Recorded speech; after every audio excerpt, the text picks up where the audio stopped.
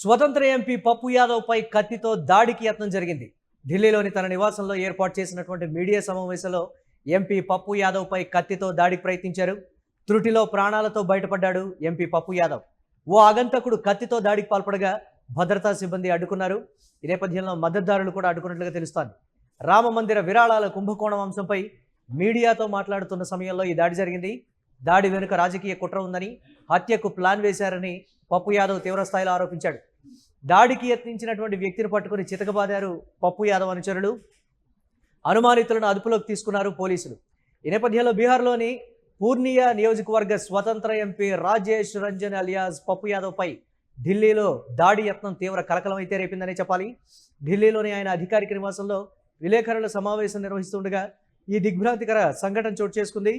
Parliament కాంప్లెక్స్లో రామ మందిర ఆలయాల విరాళాల చోరీకి సంబంధించినటువంటి స్కిట్ చేసినటువంటి మరుసటి రోజే ఈ ఘటన జరగడం గమనార్హం. ఎంపీ నివాసంలో ప్రెస్ మీట్ జరుగుతున్నటువంటి సమయంలో ఒక అపరిచిత వ్యక్తి పప్పు యాదవ్ పైకి షూ విసరడంతో ఒక్కసారిగా కలకలం రేగింది. ఆ వెంటనే ముందే అక్కడ వేచి ఉన్నటువంటి ఇద్దరు దుండగులు ఒక్కసారిగా కత్తితో ఆయనపై దాడికైతే యత్నించారు. ఆ దృశ్యాలు కూడా మనం చూస్తున్నాం. ఈ నేపథ్యంలో ఆ దుండగులను పట్టుకొని పప్పు యాదవ్ అనుచరులు చితకబాదుతున్నటువంటి పరిస్థితి అయితే ఉంది. ఈ ఆకస్మిక దాడితో అప్రమత్తమైనటువంటి పప్పు యాదవ్ అనుచరులు భద్రతా సిబ్బంది వెంటనే దుండగులను అడ్డుకొని పట్టుకున్నారు. అనంతరం ఘటనా స్థలానికి చేరుకున్నటువంటి ఢిల్లీ పోలీసులు ఇద్దరు నిందితులను అదుపులోకి తీసుకున్నారు. ఇందులో ఒకరిని ఉత్తరప్రదేశ్లోని బులంద్ షహర్కు చెందిన సుమిత్గా గుర్తించారు.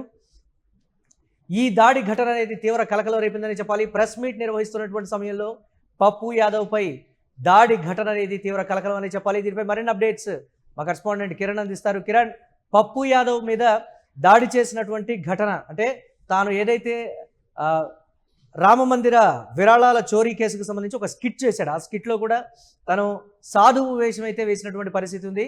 దానిపైన సాధు సమాజం కూడా ఒకంత ఆగ్రహం వ్యక్తం చేయడం, అలాగే దాని మరుసటి రోజే ఈ విధంగా దాడికి అనేది కత్తితో దాడికి యత్నించినటువంటి పరిస్థితి కూడా ఉంది. ఏంటి అప్డేట్స్, ఓవరాల్ ఈ పరిణామాన్ని ఎలా చూడాలంటారు? మురళి, బీహార్ లో పూర్నియా నియోజకవర్గ స్వతంత్ర ఎంపీగా పప్పు యాదవ్ ఉన్నారు. పప్పు యాదవ్ అలియాస్ రాజేష్ రంజన్ అతని ఒరిజినల్ పేరు. అయితే పప్పు యాదవ్ గా ప్రసిద్ధి. ఈయన పైన బీహార్ లో పలు కేసులున్నాయి. పలుమార్లు జైలుకి వెళ్ళిన నేపథ్యం ఉంది. ఏదైతే ఏదైతే పప్పు యాదవ్ పైన రౌడీ షీట్ ఉంది, పలు కేసులున్నాయి, పలువురిని హత్య చేసిన ఆరోపణలు ఉన్నాయి, పలుమార్లు జైలుకి వెళ్ళి బెయిల్ పైన రిలీజ్ అయిన పరిస్థితి. అయితే ఇక్కడ ప్రధానంగా రామ మందిరం విరాళాల చోరీ పైన ఆయన పార్లమెంట్ ఎదుట వేసిన స్కిట్ అంశం పైన తీవ్ర వివాదాస్పదం జరిగింది. మరోపక్క దీనిపైన సాధువులు కూడా ఒకంత ఆగ్రహం వ్యక్తం చేసిన నేపథ్యం. అయితే ఆయన ఢిల్లీలో ప్రెస్ మీట్ నిర్వహిస్తున్న సమయంలో ఓ అగాంతకుడు నేరుగా పప్పు యాదవ్ పైన కత్తితో దాడి చేయడానికి ప్రయత్నం చేశారు. అయితే అక్కడ ఉన్న ఆయన అనుచరులు, భద్రతా సిబ్బంది అడ్డుకొని ఆయన చితకబాదారు. పోలీసులకు సరెండర్ చేశారు. అయితే ఇక్కడ ప్రధానంగా తనను రాజకీయంగా వేధించడమే కాక తనను రాజకీయంగా హత్య చేయడానికి మాత్రమే ఇలాంటి వ్యవహారాలు నడుస్తున్నాయి. తనను చంపాలనుకుంటే చంపచ్చు, తాను ఎప్పుడు భయపడను అంటూ పప్పు యాదవ్ తీవ్ర వ్యాఖ్యలు చేసిన నేపథ్యం. అయితే ఇక్కడ ఇటీవల చోటు చేస్తున్న రాజకీయ పరిణామాలు, అటు అయోధ్య రామ మందిరం చోరీ అంశం పైన దేశవ్యాప్తంగా పలు విమర్శలున్నాయి. ఏదైతే రాముణ్ణి తమ క్రెడిట్ గా హిందువుల దైవంగా భావించే మెజార్టీ ప్రజలు ఏదైతే రామ మందిరం విరాళాల చోరీ అంశం పైన తీవ్ర ఆగ్రహం వ్యక్తం చేస్తున్నారు. దేశవ్యాప్తంగా పలు విమర్శలు, పలు రకాల హిందూ సంఘాలు కూడా నిరసన వ్యక్తం చేశాయి. తాము రాముడికి పేటెంట్ అని చెప్పుకునే బీజేపీ అటు కేంద్రంలోనూ ఇటు రాష్ట్రంలోనూ అధికారం. అలాంటి చోట అక్రమాలు జరిగాయి, విరాళాల చోరీ జరిగిందంటూ సిట్ చేయడం, సిట్ తర్వాత నేరుగా దాదాపు సిబిఐకి వెళ్లే పరిస్థితులు ఉన్నాయి. ఇలాంటి నేపథ్యంలో ఇటు పార్లమెంట్ సమావేశాలు జరుగుతున్నాయి. అయోధ్య రామ మందిరం విరాళాల చోరీపై వేసిన స్కిట్ మరుసటి నాడే పప్పు యాదవ్ పైన దాడి జరగడం ఒకంత రాజకీయ వర్గాల్లో కలకలం రేస్తుంది. ఆయన ఏదైతే నిందితుడిని అరెస్ట్ చేశారు, ఏదైతే కత్తితో అగాంతకుడు దాడి చేసే సమయంలో పప్పు యాదవ్ అనుచరులు అడ్డుకున్నారు. ఒక అనుచరునికి గాయమైనట్టు కూడా మనకు సమాచారం ఇస్తే ప్రస్తుతం నిందితులు పోలీసుల అదుపులో ఉన్నారు. పోలీసులు విచారణ చేస్తున్నారు. పూర్నియా నియోజకవర్గం, బీహార్ లోని పూర్నియా నియోజకవర్గానికి ఆయన స్వతంత్ర ఎంపీగా ఉన్నారు. గత ఎన్నికల్లో కూడా ఆయన గెలిచిన నేపథ్యం ఉంది. ఈ గతంలో ఆర్జేడీ ఈ జేడీయూ ఇటు పలు పార్టీల్లో పనిచేశారు. గత ఎన్నికల్లో పూర్ణియా నుంచి గెలిచారు. గెలిచిన తర్వాత ఆయన స్వతంత్రంగా వ్యవహరిస్తున్నారు. అటు బీజేపీకి వ్యతిరేకంగా మాట్లాడిన నేపథ్యంలోనే ఈ దాడి జరిగిందంటూ మరొక పప్పు యాదవ్ అనుచరులు ఆరోపిస్తున్నారు.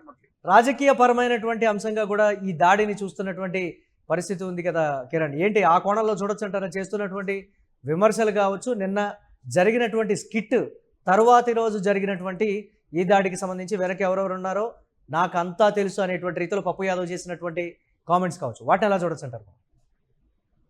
మురళి, ఇక్కడ పప్పు యాదవ్ నేరుగా స్పందించారు. తన్ను ఒకవేళ చంపాలనుకుంటే చంపచ్చు అంటే ఆయన మాట్లాడిన నేపథ్యం కూడా చూసాం. అయితే ఇక్కడ రామ మందిరం విరాళాలు స్కిప్ చేసిన మరుసటి రోజే తన పైన దాడి జరగడానికి రాజకీయ కోణం ఉంది, తన్ను అంతమొందించడానికి ఇలాంటి కుట్రలు చేస్తున్నారంటూ పప్పు యాదవ్ ఆరోపించారు. ఏదైతే ప్రెస్ మీట్ జరుగుతున్న సమయంలోనే ఒక అగాంతకుడు నేరుగా చూసుకొని రావడం, అక్కడ ఉన్న అనుచరులు అడ్డుకోవడంతో ఆయనకు పెద్ద ప్రమాదం తప్పిందని చెప్పొచ్చు. అదేవిధంగా వెంటనే పప్పు యాదవ్ అనుచరులు కూడా అడ్డుకోవడం, మరో పక్క ఇటు పోలీసులు నేరుగా జోక్యం చేసుకోవడం, నిందితుడిని అరెస్ట్ చేయడం జరిగింది. అయితే భద్రతా సిబ్బందే కాకుండా పప్పు యాదవ్ అనుచరులు కూడా వెంటనే అడ్డుకున్న తర్వాత ఆయన భారీగా ప్రమాదం నుంచి తప్పించుకున్న పరిస్థితి. అయితే ఉత్తరప్రదేశ్ సంబంధించిన బులంద్ షహర్కు చెందిన సుమిత్ గా నిందితుడిని గుర్తించారు. అయితే రామ మందిరం సంబంధించిన స్కిట్ వ్యవహారం పైన, మరోపక్క అయోధ్య విరాళాల పైన, దేశవ్యాప్తంగా జరుగుతున్న రాజకీయ పరిణామాలు, వీటి అన్నిటిపైన ఏదైతే పార్లమెంట్ ముందు వేసిన స్కిట్ అంశమే ప్రధానంగా ఈ దాడికి గురి చేసిందనే ఆరోపణలు చూస్తున్నాయి. మరోపక్క రాజకీయ విమర్శలు వస్తున్నాయి. ఏదైతే ప్రజాస్వామ్యంలో ప్రశ్నిస్తే దాడులు జరుగుతాయా, ప్రశ్నిస్తే అరెస్ట్ చేస్తారా అంటూ ఒకంత కాంగ్రెస్ పార్టీ ఆగ్రహం వ్యక్తం చేసి, మరోపక్క పప్పు యాదవ్ దాడి జరిగిన వెంటనే ప్రజా సంఘాలు ఇటు ప్రతిపక్ష కాంగ్రెస్ పార్టీతో మిగిలిన పార్టీలు కూడా ఖండిస్తున్నాయి. అయితే ఆయన పైన జరిగిన దాడికి సంబంధించిన పూర్తి విషయాలు పోలీసులు విచారిస్తున్నారు. మరికొద్దిసేపట్లో పూర్తి సమాచారం రావచ్చు. అయితే రామ మందిరం విరాళాలు స్కిప్ చేసిన మరుసటి రోజే దాడి జరగడం, అది యూపీకి సంబంధించిన వ్యక్తి అగాంతకుడు ప్రయత్నం చేయడం, ఇది రాజకీయ వర్గాల్లో కలకలం రేపుతుంది. Right, thanks for updates Kiran. ఇక ఘటన అనంతరం పప్పు యాదవ్ మీడియాతో మాట్లాడుతూ తీవ్ర స్థాయిలో ఆరోపణలు అయితే చేశారు. నా ఇంట్లోకి ఎవరైనా వచ్చి నన్ను చంపేందుకు కత్తి తీసుకొచ్చారు, ఇది హత్యా ప్రయత్నం, బాబాలు ప్రతిరోజు చంపండి, కాల్చండి, 51 లక్షలు ఇస్తామని చెప్తూ ఉన్నారు. అనుచరులు మద్దతుదారులు లేకపోతే నేను ఈ నేపథ్యంలో చనిపోయేవాడినంటూ కూడా చెప్పారు. నేను భయపడను, ఎవరైనా చంపాలనుకుంటే చంపనివ్వండి అని కూడా అన్నారు. ఆయన ఈ నేపథ్యంలో నేను ఇప్పటికే అనేక ఎఫ్ఐఆర్లు నమోదు చేశాను, నా న్యాయవాది కూడా ఇక్కడే ఉన్నారు. రామమందిర విరాళాల్లో 200 కిలోల బంగారం, వెండి ఎక్కడికి పోయాయి అని ప్రశ్నించినందుకే ఇలా చేస్తున్నారంటూ కూడా చెప్పాడు పప్పు. ఢిల్లీ పోలీసుల భద్రతా ఏర్పాట్లపైన ఆయన ఆగ్రహం అయితే వ్యక్తం చేశారు. అయితే ఈ దాడికి కొన్ని రోజుల ముందు అంటే పప్పు యాదవ్ పార్లమెంట్ కాంప్లెక్స్లో కాషాయ వస్త్రాలు ధరించి రామమందిర విరాళాల చోరీకి సూచించేటువంటి స్కిట్ అయితే చేశారు. ఆయన పూజారిగా నటించి విరాళాల పెట్టెల నుంచి డబ్బు జోబులో వేసుకుని పారిపోయేలా చేశారు. రాహుల్ గాంధీ సహా అనేక మంది ప్రతిపక్ష ఎంపీలు ఆ స్కిట్లో పాల్గొన్నారు. ఈ ప్రదర్శనపై అనేక ఎఫ్ఐఆర్లు కూడా నమోదయ్యాయి. ఆయనపై సోషల్ మీడియాలో హత్య బెదిరింపులు, 51 లక్షల రూపాయల బహుమతి ప్రకటనలు కూడా వచ్చాయని ఆయన ఇప్పటికే కంప్లైంట్ అయితే చేశారు. ఢిల్లీ పోలీసులు నిందితులను అదుపులోకి తీసుకున్నారు, కత్తి స్వాధీనం చేసుకున్నారు. విచారణ అయితే కొనసాగుతోంది. దాడి వెనుక ఏవైనా రాజకీయ కుట్ర ఉందా అనే అటువంటి అంశంపై కూడా పరిశీలన చేస్తున్నామని పోలీసులు చెప్పారు. పప్పు యాదవ్ న్యాయవాది ఢిల్లీ పోలీసుల భద్రతా ఏర్పాట్లను తీవ్రంగా విమర్శించారు.